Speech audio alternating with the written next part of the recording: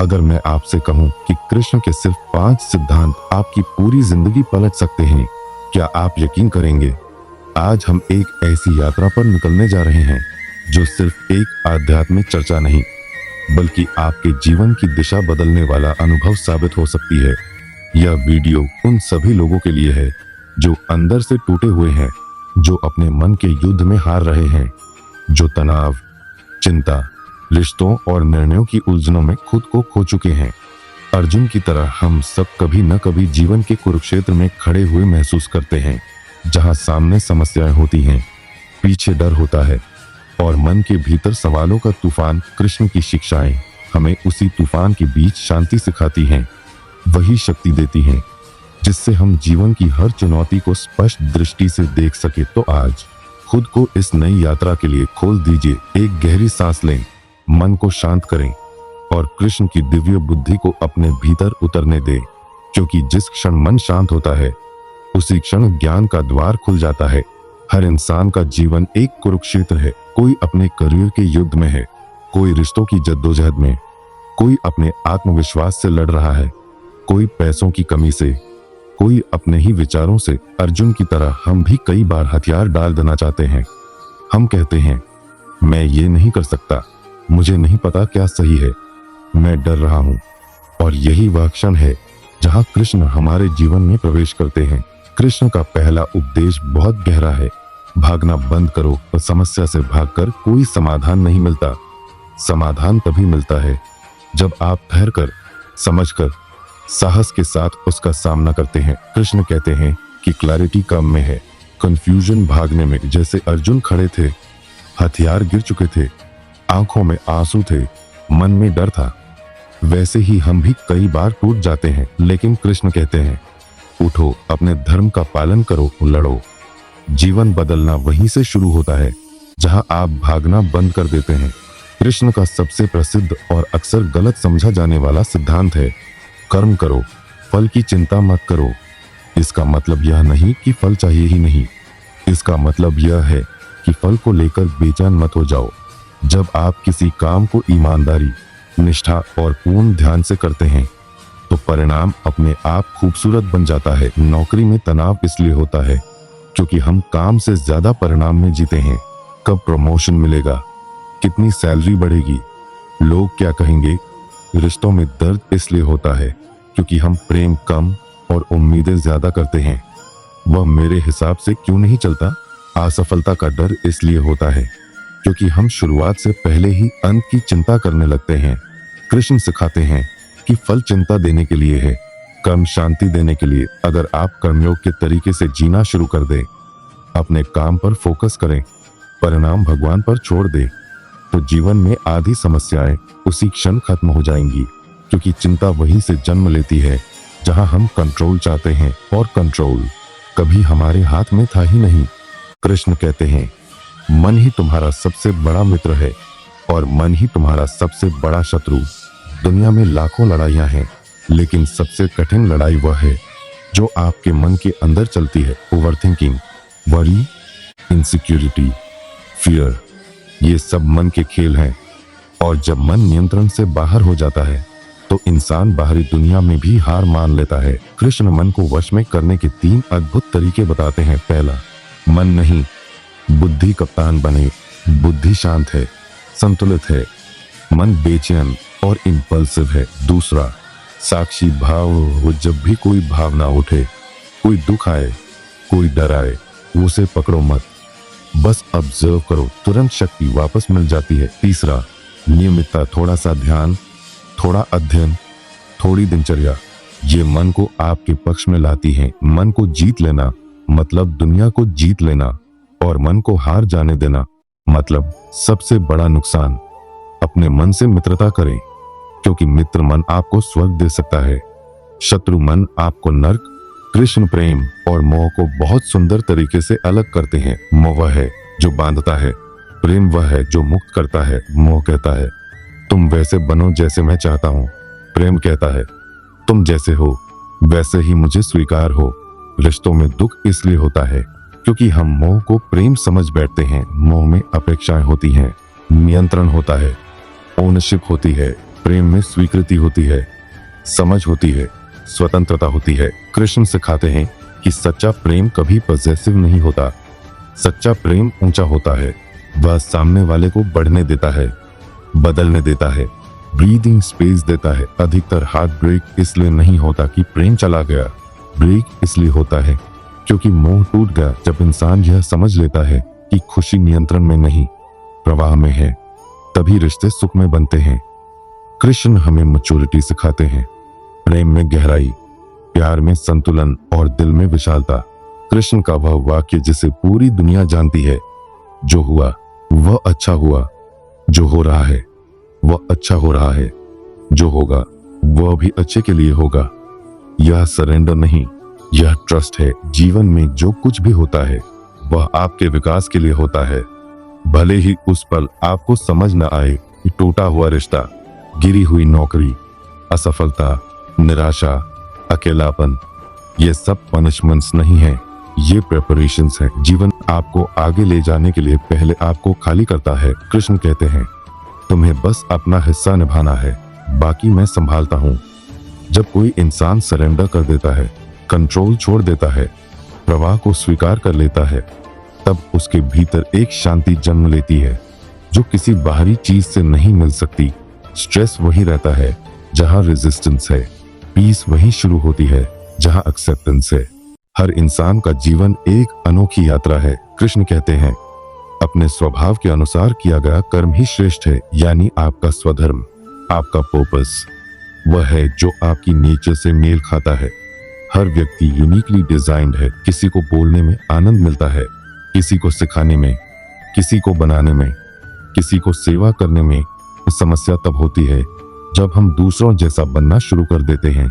तुलना और कंपटीशन हमें हमारे असली पर्पस से दूर कर देते हैं। कृष्णा बताते हैं कि अपने आप को पहचानना ही आधा ज्ञान है। क्या काम आपको फ्लो में ले जाता है? किस काम में समय का पता नहीं चलता? कौन सा काम दूसरों के लिए उपयोगी है? आपका स्वधर्म उसी में छुपा है।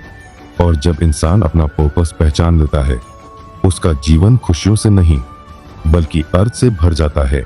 कृष्ण एक परफेक्ट लीडर थे, इमोशनल इंटेलिजेंस वाले, विजन वाले, स्ट्रैटेजी वाले। उन्होंने हमें सिखाया कि जीवन में सही निर्णय वही ले सकता है जो भावनाओं का दास नहीं, मालिक हो। सही समय पर सही कदम उठाना एक कला है और कृष्ण इसका सर्वोत्तम उदाहरण है। उन्होंने सिखाया कि कम्युनिकेशन सिर्फ बोलने से नहीं, समझने से बनती है। एक अच्छा लीडर दूसरों पर प्रभाव नहीं डालता, वह दूसरों को एम्पावर करता है। कृष्णा का नेतृत्व यह कहता है कि परिस्थिति कैसी भी हो, आपके भीतर क्लैरिटी होनी चाहिए। क्लैरिटी आती है अवेयरनेस से, अवेयरनेस आती है शांत मन से, और शांत मन आता है कृष्ण की शिक्षाओं को जीवन में उतारने से। कृष्णा की शिक्षाएं अगर जीवन में उतर जाएं, तो मन शांत होना शुरू हो जाता है, प्रेम परिपक्व हो जाता है, कम पर्पसफुल हो जाते हैं, डिसीजन स्पष्ट हो जाते हैं और इंसान भीतर से निर्भय हो जाता है। जीवन बदलता नहीं, जीवन खिलने लगता है। अंत में यही कहना चाहूंगा, जब कृष्ण तुम्हारे भीतर जाते हैं तो तुम वही नहीं रहते, तुम अपने श्रेष्ठ स्वरूप में बदल जाते हो। अगर मैं आपसे कहूं कि कृष्ण के सिर्फ 5 सिद्धांत आपकी पूरी जिंदगी बदल सकते हैं, क्या आप यकीन करेंगे? आज हम एक ऐसी आध्यात्मिक यात्रा पर निकल रहे हैं जो केवल भक्ति या दर्शन नहीं, बल्कि आपके जीवन के हर उस हिस्से को छूने वाली है जहां वर्षों से दर्द छिपा है, जहां अनआंसर्ड सवाल पड़े हैं, जहां असफलताओं का बोझ है, जहां अकेलापन है, जहां टुकड़ों में बिखरे रिश्तों की धूल है और जहां आपके भीतर का वही अर्जुन चुपचाप मदद की गुहार कर रहा है। कृष्ण की शिक्षाएं सिर्फ एक ग्रंथ के भीतर नहीं रहती, वे हर उस पल में उतरती हैं जब आप संघर्ष में फंसे होते हैं, जब आप निर्णय लेने से डरते हैं, जब आप अपने ही भावनाओं के कैदी बन जाते हैं। अर्जुन भी अपने जीवन के सबसे बड़े युद्ध के पहले पलों में कांप रहे थे। उनकी सांसें भारी थी, हथियार हाथ से गिर रहे थे, दिमाग काम करना बंद कर चुका था। और यही स्थिति हम सब अपने जीवन में महसूस करते हैं। फर्क सिर्फ इतना है कि हमारा कुरुक्षेत्र एक युद्ध भूमि नहीं, बल्कि ऑफिस के कैबिन, घर के कमरे, रिश्तों की उलझने, भविष्य की चिंता, आर्थिक दबाव और निजी संघर्ष होते हैं। आज इस वीडियो के 3 घंटों में हम उसी अर्जुन के भीतर जाएंगे, उसी कृष्ण की ओर बढ़ेंगे और उन्हीं शिक्षाओं को अपने जीवन में उतारेंगे। आज आप सिर्फ सुनेंगे नहीं, आप महसूस करेंगे, समझेंगे और बदलेंगे, क्योंकि कृष्ण की शिक्षा तब तक शक्तिशाली नहीं बनती जब तक वह आपके दिल के भीतर उतरकर व्यवहार में न बदल जाए। हम सबके जीवन में एक कुरुक्षेत्र है, एक ऐसी जगह जहां हम मजबूर होकर खड़े होते हैं, जहां पीछे जाने का कोई रास्ता नहीं और आगे बढ़ने का साहस नहीं। यह कुरुक्षेत्र कभी हमारे मन के भीतर होता है, कभी हमारे रिश्तों में, कभी हमारी नौकरी में, कभी हमारे करियर में, कभी हमारी इच्छाओं और जिम्मेदारियों के बीच।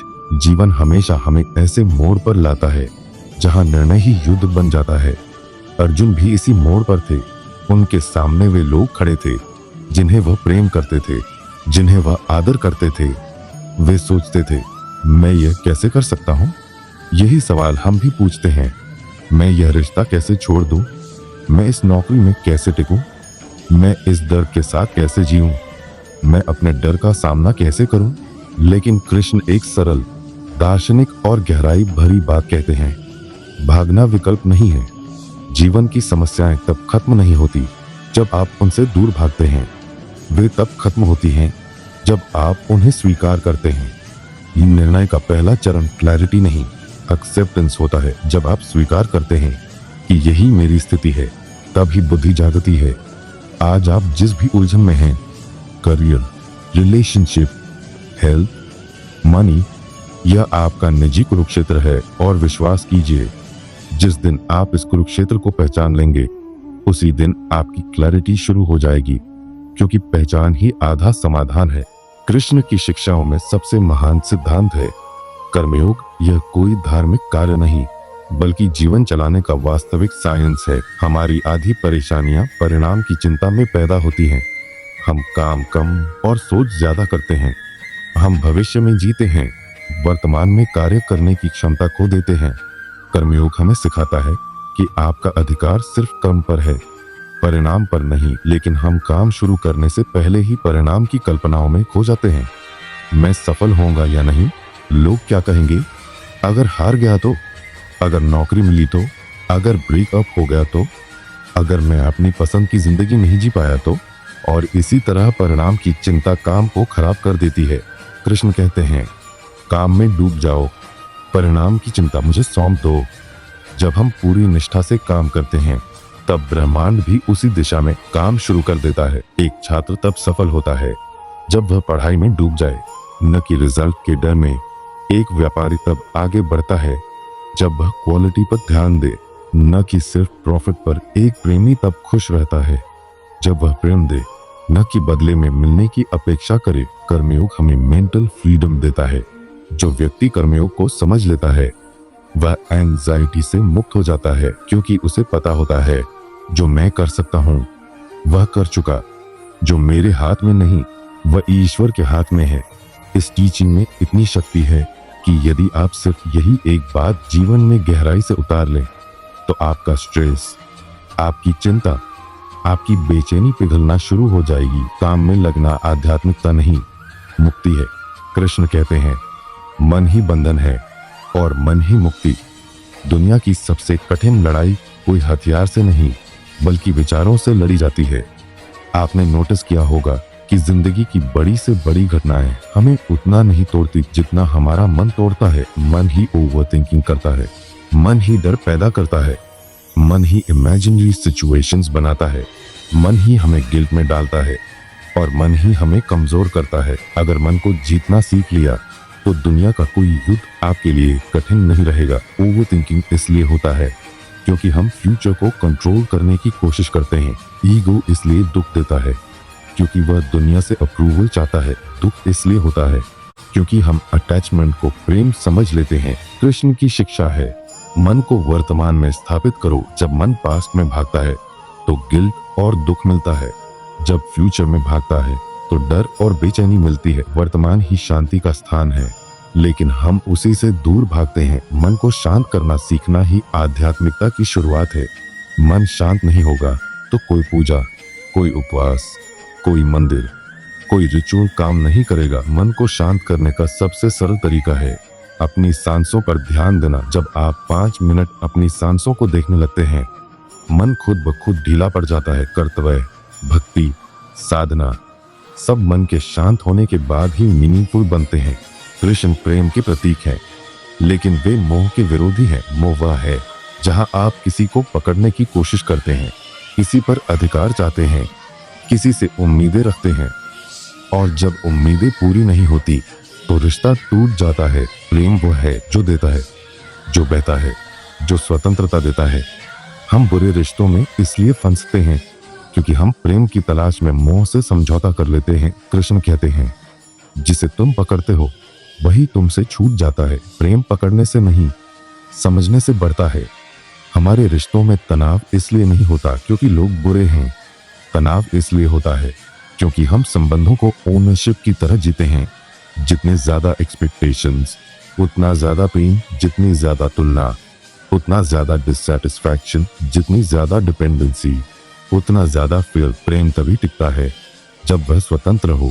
कृष्ण हमें यह भी सिखाते हैं कि सारे रिश्ते स्थायी नहीं होते। कुछ समय के लिए आते हैं, कुछ सीख देने आते हैं, कुछ डायरेक्शन देने आते हैं, कुछ केवल हमारी आत्मा को इवॉल्व करने आते हैं। जिन्हें पकड़ना है उन्हें पकड़ो नहीं, जिन्हें जाने देना है उन्हें रोकने की कोशिश न करो। जीवन में शांति तब आती है जब आप रिश्तों को स्वीकारना सीखते हैं, बदलना नहीं। कृष्ण की एक अत्यंत शक्तिशाली शिक्षा है, जो होता है अच्छे के लिए होता है, लेकिन यह वाक्य तब तक समझ नहीं आता जब तक जीवन आपको कुछ बड़े झटके न दे। जब नौकरी छूटती है, जब रिश्ता टूटता है, जब सपने अधूरे रह जाते हैं, जब विश्वास टूटता है, तब यही वाक्य हमें झूठा लगता है। लेकिन समय के साथ हम पाते हैं कि हर घटना हमारे विकास का एक हिस्सा थी। जीवन किसी को भी बिना कारण दर्द नहीं देता। जो दिखता बुरा है वह भी हमारे भीतर की कमजोरियों को बाहर निकालने के लिए होता है। आज किसी का ट्रस्ट टूटा हो तो वह उसे स्ट्रॉन्गर बनाता है, किसी का बिजनेस गिरा हो तो वह उसे और बुद्धिमान बनाता है, किसी की लव स्टोरी समाप्त हुई हो तो वह उसे खुद को डिस्कवर करने का मौका देती है। कृष्ण का अर्थ यह नहीं कि हर घटना प्लेजेंट होगी, कृष्ण का अर्थ है कि हर घटना मीनिंगफुल होती है। जब आप ईश्वर पर, जीवन पर और अपने आप पर ट्रस्ट करना सीख लेते हैं, तब भय समाप्त होने लगता है। डर का अंत ही स्वतंत्रता की शुरुआत है। ट्रस्ट एक शक्ति है, और जिस व्यक्ति के भीतर ट्रस्ट जाग जाता है वह जीवन के टफेस्ट फेज में भी टूटता नहीं, बल्कि इवॉल्व होता है। कृष्ण धर्म का अर्थ कर्तव्य, सत्य और उद्देश्य से लगाते हैं। धर्म का अर्थ रिलीजन नहीं, हर व्यक्ति का एक स्वधर्म होता है, एक इनर कॉलिंग। समस्या यह है कि हम दूसरों की नकल करते हैं।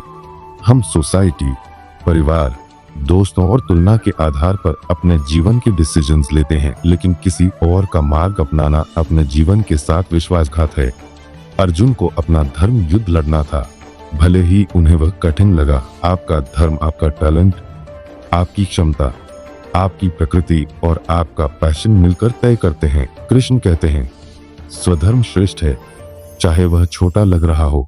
जब आप अपनी क्षमता के अनुसार चलने लगते हैं तो जीवन मीनिंगफुल बन जाता है। जो व्यक्ति अपने पर्पस के अनुसार चलता है उसमें उत्साह होता है, एनर्जी होती है, क्लैरिटी होती है। पर्पस वही है जो आपको जीवन में खुशी देता है और दूसरों को लाभ पहुंचाता है। पर्पस वही है जो सुबह उठने का कारण बनता है। पर्पस वही है जो आपकी आत्मा को शांत करता है। कृष्ण हमें यह भी बताते हैं कि पर्पस वक्त के साथ इवॉल्व होता है। जो आज आपका पर्पस है वह 5 साल बाद बदल सकता है, और यह स्वाभाविक है। बस आपको अपने भीतर की आवाज सुननी है।